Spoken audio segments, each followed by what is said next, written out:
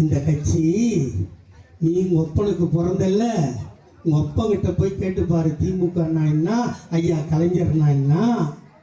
எங்களை சொல்ற டெல்லியிலேருந்து அது அரசுக்கு வந்தவுடனே டெல்லிக்கு ஓடுறோன்னு நெய்வேலியிலேருந்து உன்னை அலேக்கா தூக்கிட்டு வந்தாங்களா? எதுக்கு தூக்கிட்டு வந்தாங்க?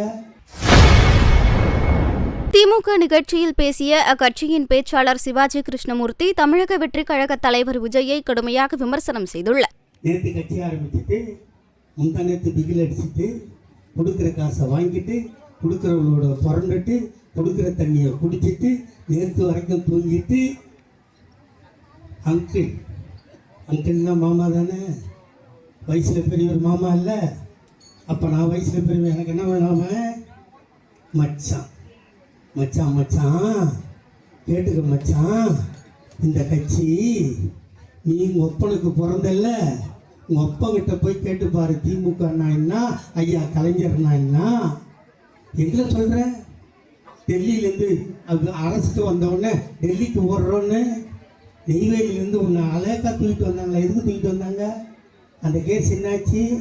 நீ சொல்கிற கொள்கை எதிரி பாஜக, அரசியல் எதிரி திமுக. அரசியல் எதிரிகள் மாறலாம், கொள்கை எதிரி மாறுவானா? அப்ப யாரை திட்டம் நீ? அங்க காசை வாங்கிட்டு ஜோசப் விஜய்ன்னு சொல்லி ஓட்ட பிரி நாங்க உள்ள பூந்து வந்துடலான்னு அந்த சாயங்காலத்துல கண்ணு தெரியாத கவுண்டமணி சொல்லுவான்ல, ரெண்டு பைக்கு வருதுன்னு நினைச்சு நான் நடுவுல பூந்து போயிடலான்னு பார்த்தேன்னு. அப்ப சொல்லுவாங்க பாரு, 2 வண்டி நினைச்சு நடுவுல பூந்தினா ஆக்சிடென்ட் ஆகி தரையில செத்து போயிடுவேன். அதுதான் நடக்கும். நான் விஜய் மட்டும் சொல்லல, விஜய் ரசிகராக இருக்கின்ற என்னோடு பிறந்து என்னோடு வாழ்ந்து என்னோடு கஷ்டத்தில் அனுபவித்து இருக்கின்ற என் அன்பு தம்பிகளே, உங்களை மன்றாடி கேட்கிறேன். ஒருவேளை அவன் பின்னால் நீங்கள் சென்றால், அவன் 2 படத்தை எடுத்து வைத்தான். 25 ஒரு படம் வந்துருச்சா? 26 ஜனநாயகன் ஒரு படம் வருமா? அதுக்கப்புறம் மார்ச்சில் தேர்தல் அறிவிப்பாங்களா? ஏப்ரலில் தேர்தல் நடக்குமா? மேல ரிசல்ட் வருமா? ஒருவேளை தோத்துட்டா சினிமாவுக்கு போயிடுவான். நீங்கள் நடுரோட்டில் நின்று அனாதியாக நிற்பீங்க.